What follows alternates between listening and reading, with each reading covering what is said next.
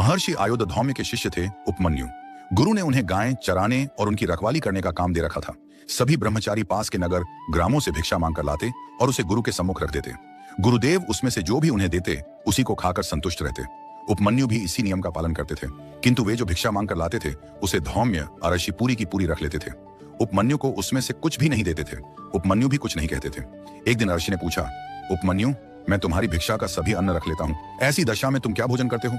तुम्हारा शरीर तो हृष्ट पुष्ट है। उपमन्यु ने बताया, भगवान, मैं दोबारा भिक्षा मांग लाता हूँ।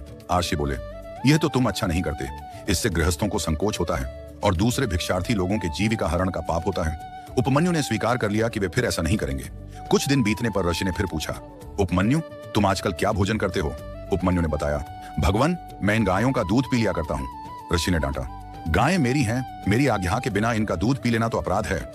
उपमन्यु ने दूध पीना भी छोड़ दिया। कुछ दिन पश्चात जब फिर ऋषि ने पूछा, तब उपमन्यु ने बताया कि वे अब बछड़ों के मुख से गिरा फेन पी लेते हैं। लेकिन गुरुदेव को तो उनकी परीक्षा लेनी थी। उन्होंने कह दिया, ऐसी भूल आगे से कभी मत करना। बछड़े बड़े दयालु होते हैं, तुम्हारे लिए वे अधिक दूध झाग बनाकर गिरा देते होंगे और स्वयं भूखे रहते होंगे। उपमन्यु के आहार के सब मार्ग बंद हो गए। उन्हें गायों के पीछे दिन भर वन वन दौड़ना पड़ता था।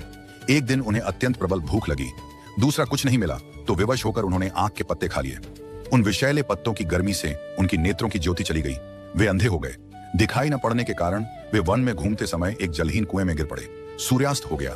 गायें बिना चरवाहे के लौट आईं, किंतु उपमन्यु नहीं लौटे। अरशी चिंतित हो गए। मैंने उपमन्यु का भोजन सर्वथा बंद कर दिया, कहीं वह रुष्ट होकर चला तो नहीं गया।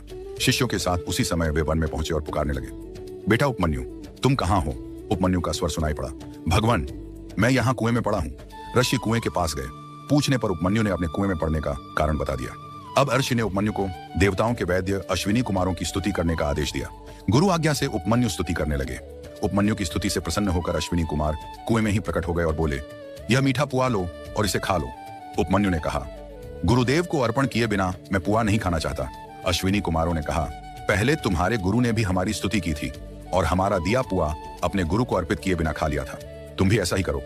उपमन्यु बोले, गुरुजनों की त्रुटि अनुगतों को नहीं देखनी चाहिए, आप लोग मुझे क्षमा करें, गुरुदेव को अर्पित किए बिना मैं पुआ नहीं खा सकता। अश्विनी कुमारों ने कहा, हम तुम्हारी गुरु भक्ति से बहुत प्रसन्न हैं। तुम्हारे गुरु के दांत लोहे के हैं, परंतु तुम्हारे स्वर्ण के हो जाएंगे। तुम्हारी दृष्टि भी पहले के समान हो जाएगी।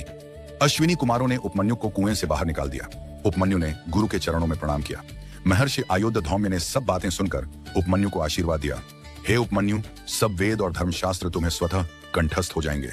उनका अर्थ तुम्हें भासित हो जाएगा। धर्मशास्त्रों का तत्व तुम जान जाओगे। गुरु भक्ति एवं ब्रह्मचर्य से उपमन्यु ने महान यश प्राप्त किया।